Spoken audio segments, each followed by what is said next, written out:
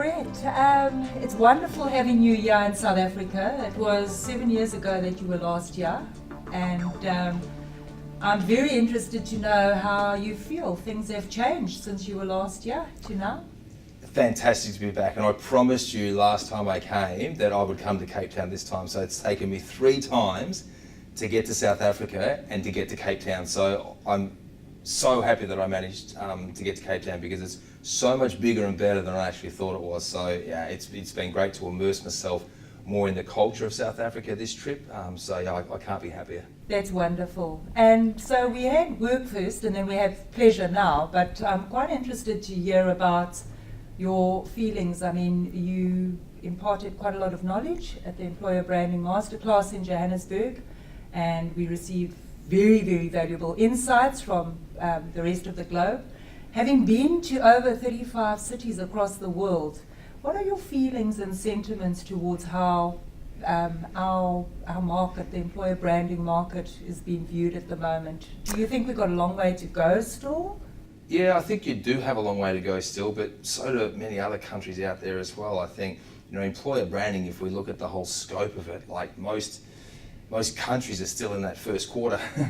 There are very few companies that are actually doing it well and are innovating well in those developed markets such as the US and what parts of Western Europe and the UK. They're quite advanced in their techniques and practices around employer branding, but the rest of the world is catching up fast. But each country has its own nuances. Yes. Around governance and politics and education and things like that. So employer branding is not just taking a practice from one country and implementing it into another. There are so many more contextual factors outside of your control in the external marketplace. Sure.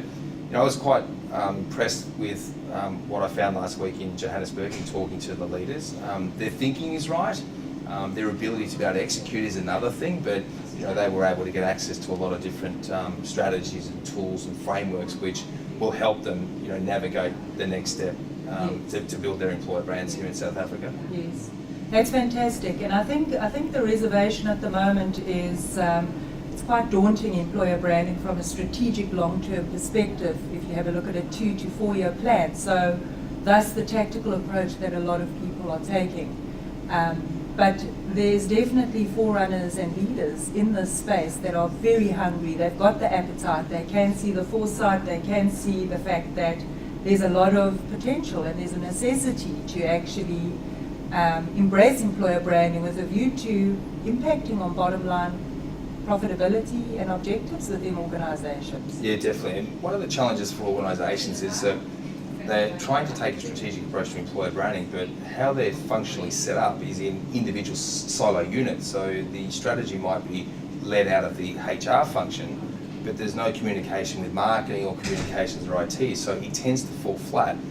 There's a lot of frustration in the HR department, and it falls just as a tactical initiative. So in the more advanced companies doing employer branding, they're working across different functions, and the employer brand director is working across 3 or 4 different functions inside the organisation. So I think that's what South African companies can learn from, is that don't try and do new innovative things with existing structures. You also have to look at the structure of how you actually resource this as well. And it doesn't necessarily mean you need to employ new people to do it and add to the budget, because budgets are a big concern. Look at what resources you currently have to be able to deliver the functions. So you need marketing capability, you need HR capability, you need IT capability, you need communications capability, and you also need potentially expert capability from outside, which with the growing gig economy, companies now have access to expert talent all over the world. Right. So it's about setting up the right structure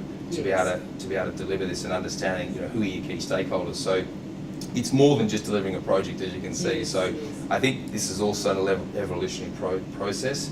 Yeah. I've seen many companies that are right out in front now, like your Ferreros and your Adidas Group and Google. They've been working on it for a number of years now. So in South Africa, it's just a matter of time. But the early signs are quite good. Yes. The early signs are quite good. Okay, perfect. So where to next? We've had the pleasure of having you here. We hope obviously that you are going to return, because there's never enough time to see so much in Cape Town. And where to from here? Yeah, well, just in regards to returning back to here, we've done 3 events now in South Africa, in Johannesburg.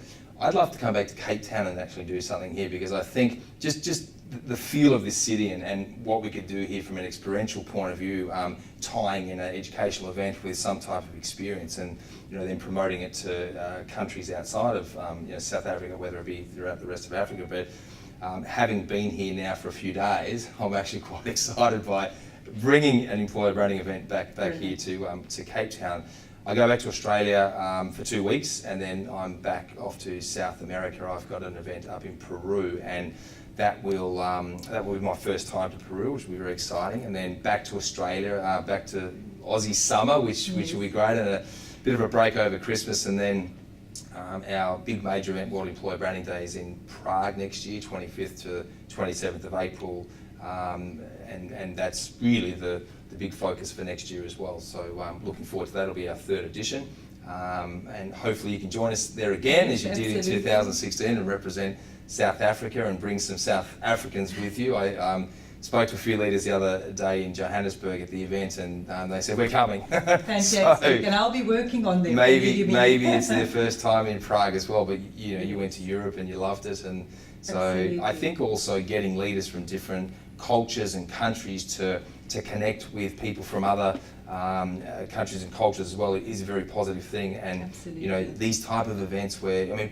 leaders are more busy now than they've ever been, so getting them together where they can actually learn from best practice and get to know each other and stay in touch beyond an event, I think that's quite positive, and it can cut through a lot of the noise that's out there, and they're connecting with leaders that have been on the same pathway that they're about to go, and they can learn that. Because what I've found is that leaders in the employer branding industry are very open to sharing across industries. We're all trying to achieve similar type of outcomes, and it's a fantastic global network that we'd love South African leaders to get more connected into. Yes. Okay.